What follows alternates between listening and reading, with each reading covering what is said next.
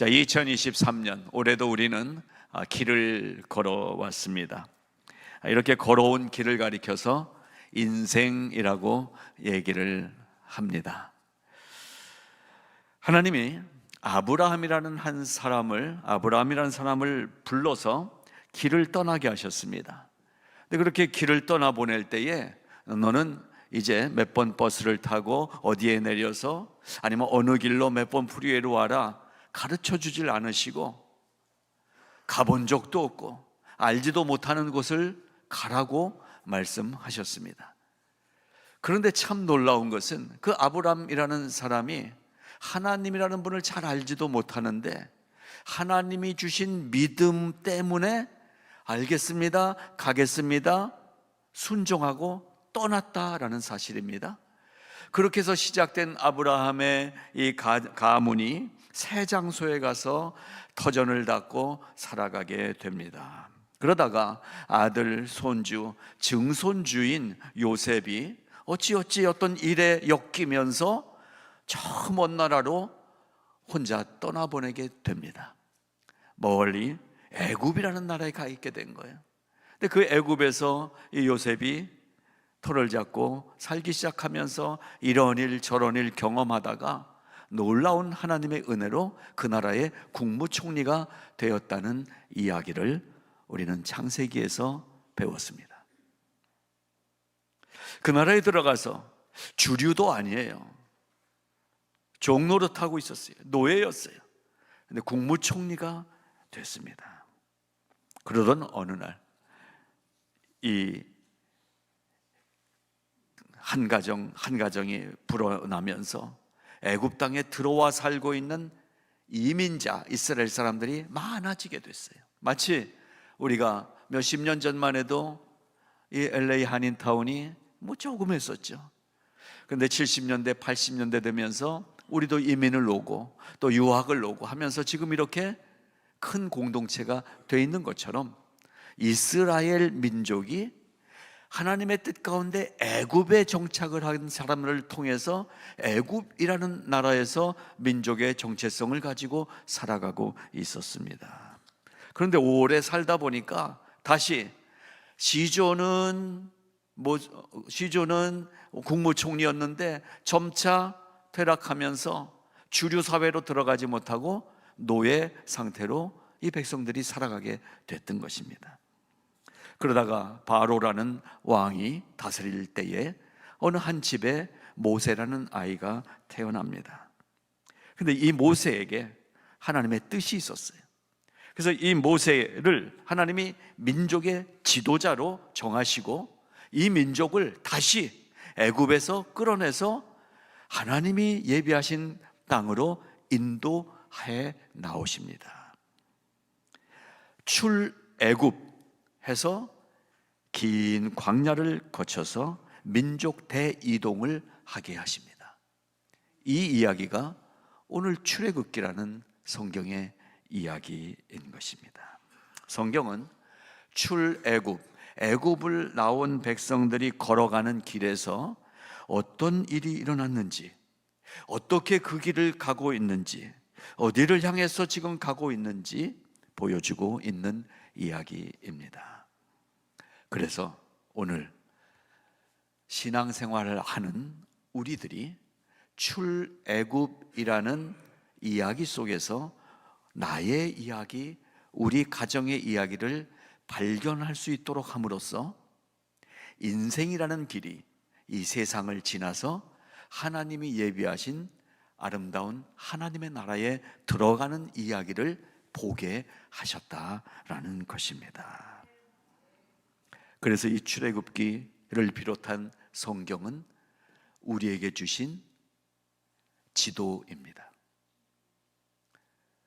지도가 아니라 요새는 앱이죠, 앱. 날씨 앱을 켜면요 시간별로 기온이 나와요. 오늘 아침 몇 도였게요? 가디나 50도로 나왔어요, 저한테. 그러면서 밑에 체감 온도 48도. 아주 자세해요. 풍속이 몇 미터로 부는지, 몇 시에는 해가 나고 몇 시에는 흐리는지 보여주고 있는 것보다 더 확실하게 성경은 오늘 우리 인생의 날씨를 가르쳐주고 있다는 사실을 아실라나 모르겠어요. 어떻게 살고 계십니까? 성경을 안 읽어도 살아가시더라고요. 물론 그래요. 지도 없이도 다녀요.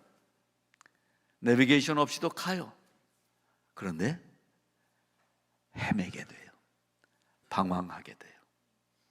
가르쳐준 대로 따라가면 빨리 정확하게 목적지에 갈 수 있다면, 우리에게 주신 이 인생 지도, 성경은 우리 인생을 인도하는 가장 정확한 내비게이션이 되는 것입니다. 그 내비게이션의 출애굽기의 마지막 장 40장의 마지막 부분을 우리가 오늘 읽은 것입니다. 이렇게 마무리가 되고 있어요. 여호와의 영광이 성막에 충만하고 성막을 구름이 덮기 시작하면 출발 신호였고, 구름이 떠오르지 않으면 그날은 움직이지 않는 것, 그리고 밤에는 구름 기둥 가운데 불이 우리가 다 볼 수 있도록 환하게 비춰주면서 행진하는 우리의 길을 안전하고 따뜻하게, 때로는 햇빛을 막아주는 그러한 인도하심의 이야기를 출애굽기에서 보는 것입니다. 이렇게 인도해 주신 하나님이 우리를 안내하고 계시다면, 그 안내에 잘 따르기만 하면 그 길은 은혜의 길이 되더라라는 것입니다. 여러분이 은혜의 길을 걸어가시기를 바랍니다. 내 뜻대로, 내 맘대로, 내 경험대로, 내 고집대로 가봤잖아요. 그랬더니 요 모양 요 꼴이 되더라 하는 것을 경험하셨잖아요. 근데 이제 말씀을 펼치고 사실 수 있길 바랍니다. 하나님이 안내해 주시는 대로 우리가 할 거는 딱 한 가지, 순종. 이리로 가라 하면 네, 거기는 가지 마라, 네. 그래서 오늘 말씀의 제목을 은혜의 길을 걷는 여정이라고 정하게 됐습니다. 은혜의 길을 걷는 여정의 핵심은 순종이라는 사실을 덧붙여 말씀드립니다. 그런데 이스라엘 백성들은 불순종했어요. 여러분은 순종하십니까? 혹시 이스라엘 백성들처럼 불순종하고 살지 않으셨습니까? 오늘 말씀은 우리에게 오늘도 똑같이 펼쳐져 주신 내 인생 사용 설명서를 바라보면서 순종의 예스를 대답하기를 기다리시는 하나님 앞에 앉아 있는 것입니다. 한 해가 저물어 가는데 지나온 길이 은혜의 길이었다면 얼마나 감사합니까? 갈증이 있었어요. 배고픔이 있었어요. 동물의 위협이 있었어요. 추위가 있었어요. 그게 우리 이민의 인생이더라고요. 그런데도 은혜의 길이었느냐? 예스로 대답할 수 있으십니까? 아니면 아닌데요, 아니었는데요, 그렇게 생각하십니까? 저는 오늘 제가 걸어온 한 해의 길을 돌아보면서 간단하게 말씀을 나누고자 합니다.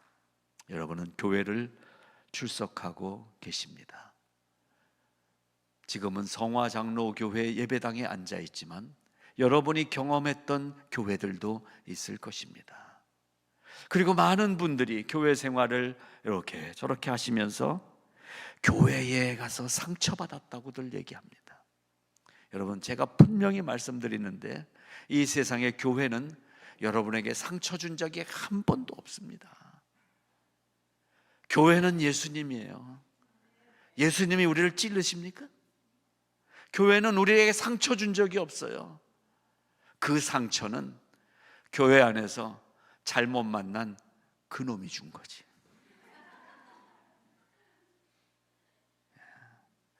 하나님을 원망하지 마세요. 하나님은 교회를 통해서 우리를 사랑해 주시고 보듬어 주시고, 그리고 우리에게 새 힘을 주셨지 우리를 찔러댄 적이 없으셨다라는 말씀입니다. 교회는 어떤 곳이냐? 오늘 말씀의 첫 줄에 있는 것처럼 영광이 교회인 것입니다. 하나님의 영광으로 충만한 곳이 교회인 것입니다. 이 교회가 하나님의 영광으로 충만하시기를 축복합니다. 근데 왜 교회들이 그 영광을 잃어버렸을까? 왜 영광은 빛인데 왜 교회가 빛이 나지 않았을까? 이유는 하나, 시커먼 나 같은 놈 때문에 그렇다. 이 교회가 하나님의 영광으로 충만하지 못한 것은 내가 그렇게 째려보는 저 사람 때문이 아니라 시커먼 나 때문에 그렇다라는 사실이에요. 교회는 하나님의 영광 그 자체이기 때문에 그 교회로 살면, 우리가 그 교회로 살면 나는 생명이 생기는 거예요. 운동력이 생기는 거예요. 능력이 생기는 거예요. 왜냐하면 교회가 예수 그리스도이시고 그 예수님이 말씀하시기를 내가 네 안에, 네가 내 안에 있다라고 일심동체가 돼 주신 주님이 교회이시기 때문에 여러분, 교회를 다니는 게 아닙니다. 우리가 교회인 것입니다. 내 안에 그 주님이 교회로 계시는 것입니다. 그렇다면 우리는 영광이에요, 영광. 이제 이 성막이 완성된 이 시간은 출애굽한 지 1년이 지났어요. 출애굽기 40장은 출애굽 후 1년 후의 이야기입니다. 처음에 나올 때는 기대가 있었어요. 이야, 이제 노역을 나가지 않아도 되고 이제 우리 집에 가면 평안한 삶을 살 수 있을 거라는 기대감으로 출발을 했어요. 그런데 이 40장까지 지내오는 동안에 1년 정도의 시간이 지났는데요, 조금 가다 보니까 이제 목이 말라 먹을 게 없어요. 이 위협이 와요. 그 길을 걸어오고 있었어요. 만약 출애굽기 40장 이후에도 39년을 더 걸어가야 한다고 했다면, 그걸 알고 있었다면 이날 이스라엘 백성 중에 애굽으로 돌아가 버린 사람 많았을 거예요. 아직 40년이라는 시간을 광야에서 지내야 되거든요. 그런데 뭐가 은혜였습니까? 물론 배고플 때 만나와 메추라기를 주시고 목마를 때 반석을 깨뜨려서 물을 주시는 것도 하나님의 놀라운 은혜이지만 내일 일을 모르게 하신 게 은혜더라고요. 여러분, 앞으로 몇 년 더 살고 싶으세요? 근데 5년 후에 어떻게 될지 알아. 잘 됐으면 좋겠지만 여러분, 5년 후에 어떤 일이 생길지 모르는데 모르고 살아요. 모르는 게 은혜라는 거죠. 제가 이 엄청난 걸 깨달았어요. 도무지 몰라요. 내일 일을 몰라요. 내일 일은 난 몰라요. 어떻게 살아요? 하루하루 살아요. 예, 그거예요. 하나님께 뭘 구해서 응답을 받고 와 길이 열리고 좋은 사람 만나고 직장이 열리고 학교에 합격을 하고, 이러한 일들은 은혜의 한 가지예요. 근본적인 은혜는 내일도 무슨 일이 일어날지 모르고 살게 해주신 게 은혜더라 라는 말인 것입니다. 그래서 점쟁이는 불쌍해요. 점쟁이를 찾아가는 사람은 더 불쌍한 거 아니에요. 여러분, 답답하니까 교회 오시는 분도 계시더라고요. 답답하니까. 물론 그래서 교회의 발걸음을 딛게 하시는 하나님의 뜻이 있어요.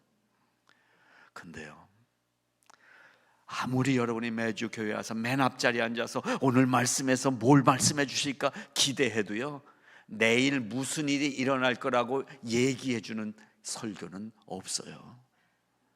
그러한 교회였다면 빨리 그 교회 나가셔야 돼요, 여러분. 가짜 목사예요. 중요한 건 무엇입니까? 내일 일을 모르지만 내일도 하나님이 나와 함께 하신다는 사실을 알게 되는 게 은혜예요. 내일 일을 전문 용어로 빠삭하게 아는 것보다, 좀 어려운 용어인가요? 내일 일을 속속들이 아는 것보다 내일도 하나님이 함께 해주시리라는 기대감을 갖는 것이 복 아니에요? 그게 은혜예요.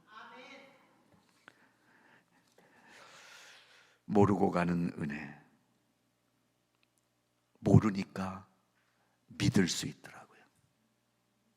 믿음이 뭐예요?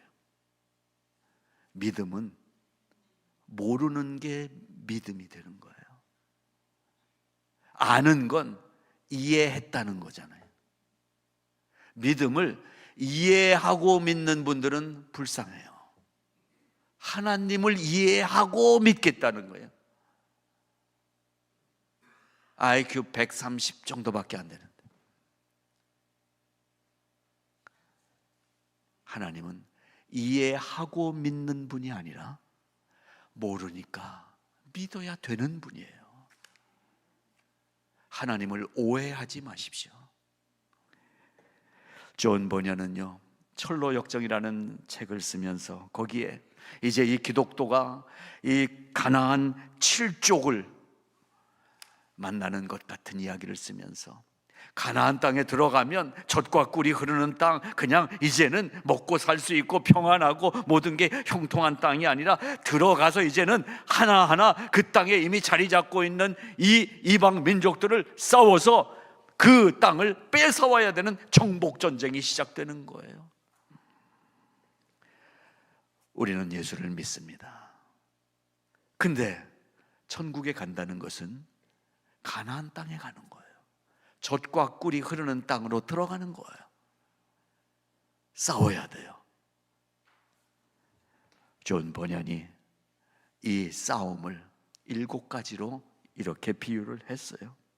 가나안 7족, 7족속을 교만, 포악함, 음란성, 고집, 질투, 태만함, 거짓, 이 7가지를 우리 안에서 쫓아내는 것을 얘기를 하고 있어요. 예수 믿는 사람은 이 싸움을 하는 것입니다. 예수 믿는다고 금방 성인이 되는 게 아니잖아요. 예수 믿어도 우리의 그 성질, 어떤 분은 성질머리, 그딴 거 남아있잖아요. 싸워야 돼요. 그냥 교회 오면 내 인격이 싹 올라가는 게 아니에요. 영적 전투를 하라고 말씀하십니다.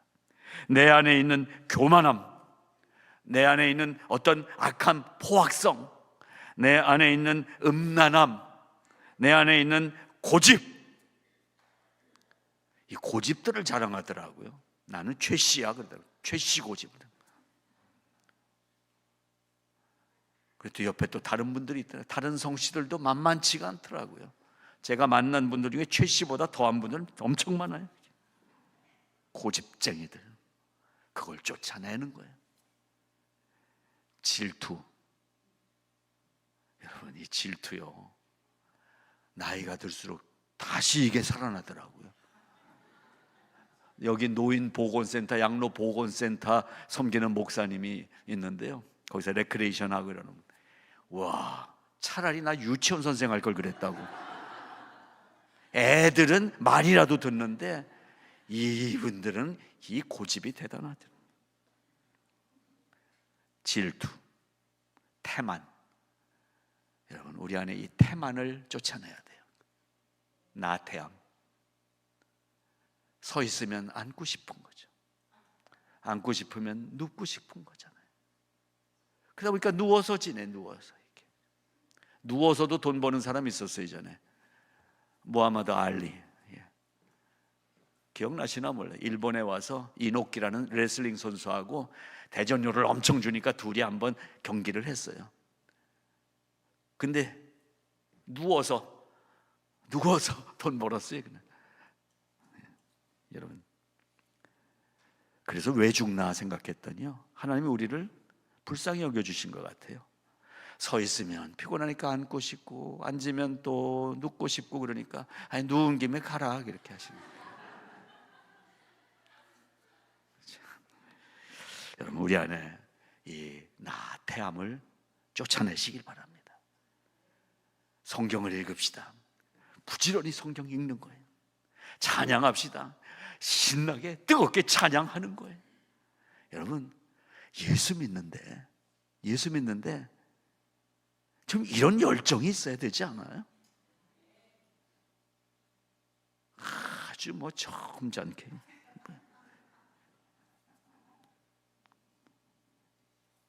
거짓말, 우리 안에 태생적인 거짓말이 있어요. 죄성이기 때문에 이런 것들을 쫓아내야 돼요, 우리 안에서. 그러면서 성화돼 가는 거예요. 조직신학에 성화, 영화 이러한 단어가 어려운 단어가 아니라 이런 거 하나하나씩 실천해 나가는 것이 거룩이에요. 그러면서 우리가 이 한 가지를 지키고 싶다는 생각이 듭니다. 은혜의 길을 걷는 사람은 이걸 지키더라고요.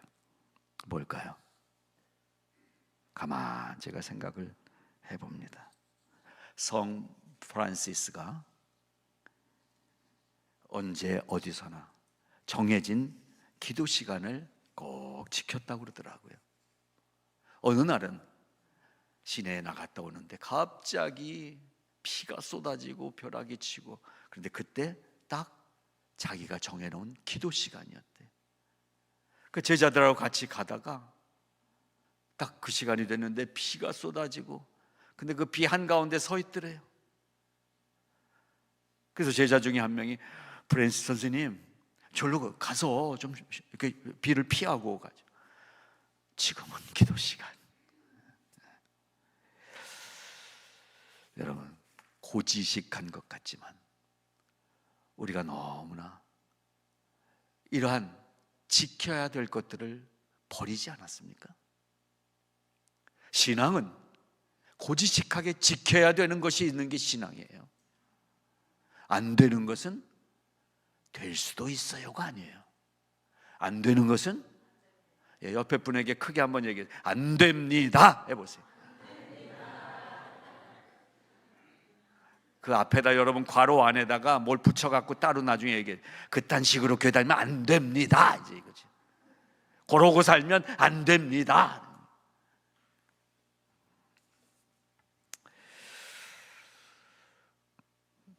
기도해서 응답받고, 기도해서 이루어지는 기쁨으로 충만한 삶보다 더 귀한 것은 지금 순종하며 이 길을 걸어가고 있는 나의 하나님과의 관계가 중요한 것입니다.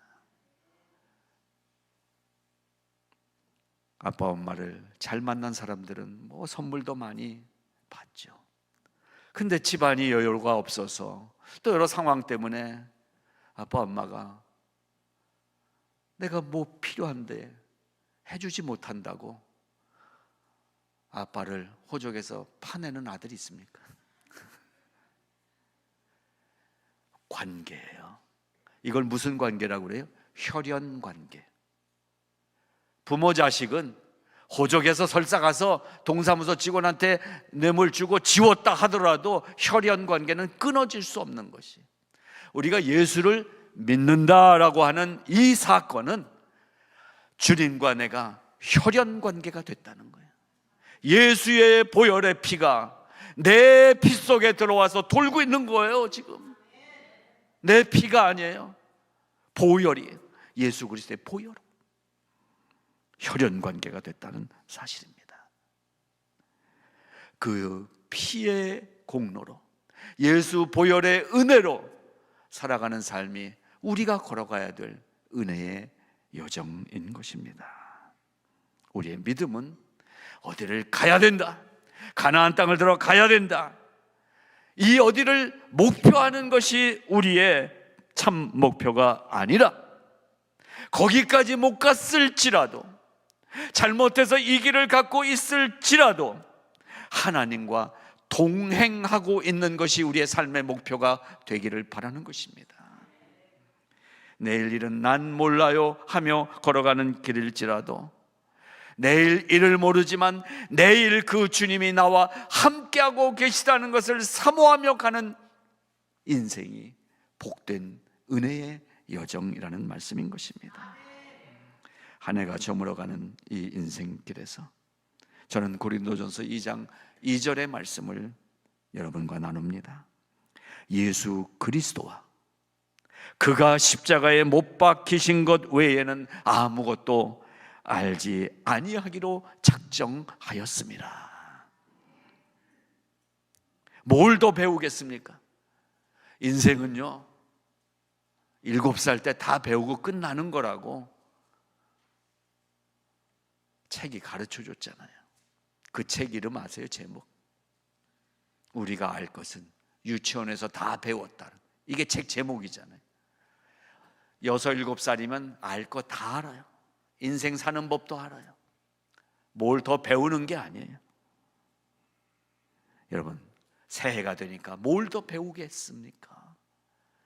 주님과 함께 걸어가는 살아있는 삶이 되시기를 바랍니다. 지난 한 해처럼 정말 하나님이 은혜를 주셨으니까 살아있을 수 있었던 것처럼, 새해도 하나님이 함께 하셔야 살 수 있는 거예요. 그 은혜를 위해서 우리가 할 것은 말씀에 순종하는 것입니다. 그런 은혜를 우리의 남은 생애 동안 누리며 살 수 있기를 바라는 것입니다. 그래도 혼자 살면 힘들까 봐 주신 것이 교회예요. 교회 공동체. 그러고 이런 사람들 함께 모이도록 하나님이 교회를 만들어 주셨어요. 새해에도 이 교회가 그 은혜의 공동체가 되기를 바랍니다. 사람이 모였잖아요.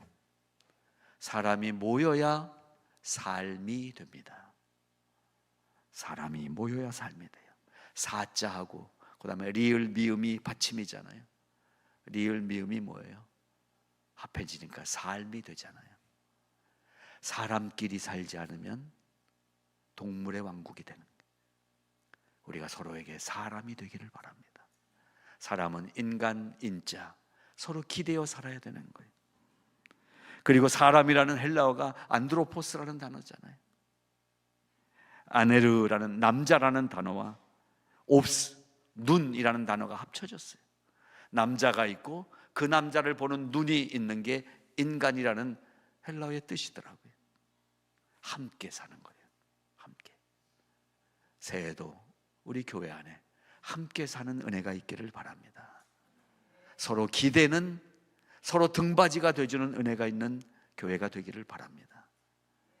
하나님이 우리에게 함께 해주신다고, 그것을 믿는다면 우리는 계속해서 은혜의 길을 걸어가고 있는 삶이 될 것입니다. 서로가 서로에게 등받이가 되어주는 축복된 우리의 또 하나의 삶이 되시기를 주님의 이름으로 축복합니다. 하나님 아버지, 은혜의 길을 걸어가게 하여 주셔서 감사합니다. 목표를 가지고 달려갈 때도 있었지만 이제는 우리에게 함께 가는 은혜를 주신 것 감사합니다. 함께 가는 사람들을 주시고 함께 동행해 주시는 예수님을 만나게 해주셔서 감사합니다. 예수 따라가며 예수님과 함께 걸어가는 우리의 길이 복되게 하여 주시옵소서. 예수님 이름으로 기도드리옵나이다. 아멘. 아멘.